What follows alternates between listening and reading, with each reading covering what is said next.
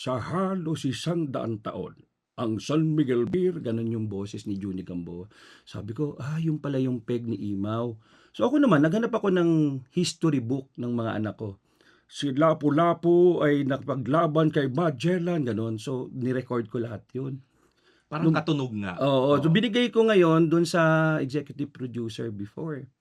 Tapos pinakinggan niya alam mo yung sa van puro CD pa yun, dun niya Hmm. pinakinggan. Tapos lumabas, sabi gano'n, "Noel, asan dito yung boses mo? Puro kay Juni Gamboa yun." Oh, 'di ba sabi ko, ako lahat yun. 'Di ba sa Ang dulo galing, nun, ang galing. sabi Oo. ni Juni Gamboa, sana, sabi, "Sana ay makuha niyo si Noel Urbano bilang boses ni Imaw."